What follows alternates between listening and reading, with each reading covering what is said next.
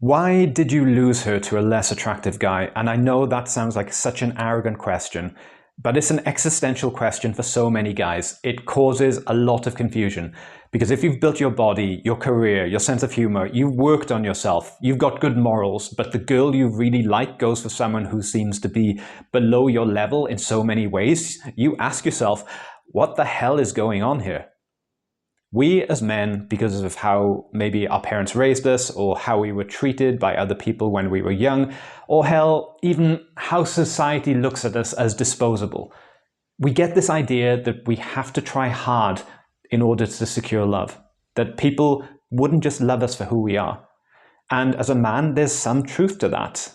In the words of Chris Rock, only women, children, and dogs are loved unconditionally. Men have to provide something. Relationships are the environment in which value is transferred between partners. But if what I've said resonates with you, we placed our own estimation of value beneath other people. So we thought if some random guy has to put in X amount of effort into himself or a relationship, we have to put in 2 or 3 times as much. So while we're single, we work on our body, we build our career, we meditate, we become the best version of ourselves that we can be.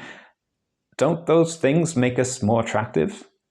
Absolutely, they make us more attractive. But the reason the girl didn't choose you isn't because you weren't attractive enough, but because you were unattractive. I'll say that again. It wasn't a lack of attraction that made her not choose you. She may have very well been attracted to you, but you had one major unattractive quality. And I'm not even talking about the Disney-esque incompetent villain motifs of the powerful, handsome guy who is actually a douchebag. Here, I'm speaking to people who genuinely want to treat other people well and also who work on themselves. And this is something I wish guys understood. Attractiveness and unattractiveness are 2 scales, 2 metrics, 2 independent areas. They're not one sliding scale. Someone can be highly attractive in all areas, but also highly unattractive. And a woman might choose a guy who is less attractive just because she is less unattracted by parts of his personality which are below the surface, which he doesn't even see, which he both knows and doesn't, because they're hidden in plain sight. And what might be below the surface that he doesn't see? The very thing that I mentioned in the beginning of this video, his belief that he wasn't good enough and needed to try harder in order to be lovable. Does that resonate with you? Have there been times when you tried and tried and tried to earn love, but it was never enough? Did you throw yourself into the gym and put your hunger for love into every rep and every set and built an amazing body, and then the girl you wanted ended up with some guy who didn't even lift? Or insert the equivalent in terms of career or hobbies or other avenues of development that might be considered attractive. I don't know how many people seeing this can resonate with this, but I'll tell you honestly, I did and experienced this for years. And I didn't understand. I didn't think that I was better than other people. Kind of the opposite. I thought I have to put in so much effort, and I saw how much effort and work and sacrifice I put in, and it wasn't good enough. But I had missed out on one key thing. I was doing all this work on myself because I thought that I needed to work hard in order to earn love.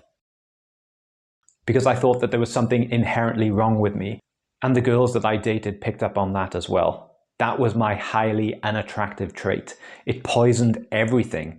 And even if I was attractive in many ways, that huge island of unattractiveness was just too big to ignore.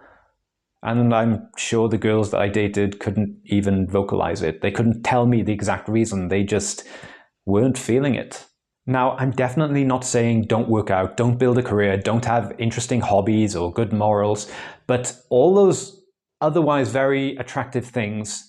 And if anyone watches this video and decides to quit the gym and develop the dietary discipline of the Cookie Monster, I'm going to be really disappointed. But all of those things, they don't really count if you still have a toxic relationship with yourself. Sure, you'll get dates by being attractive and knowing how to approach women. You know, I used to average around 4 or 5 dates each week. I could get attention from girls, but I'd lose them after a few weeks or months. I wanted the journey to continue with them, but they did not. I just wanted a girlfriend. I wanted someone to love me. And I saw the same patterns repeating again and again, and it just reinforced the idea that there was something wrong with me. So I needed to work harder. Maybe not 2 or 3 times as I originally thought. Maybe I need to work 5 or 10 times as hard as an average guy just to be loved. This is why I tell men that in order to be successful with women, they have to develop themselves in 3 ways. Number 1, become more attractive. Number 2, become less unattractive.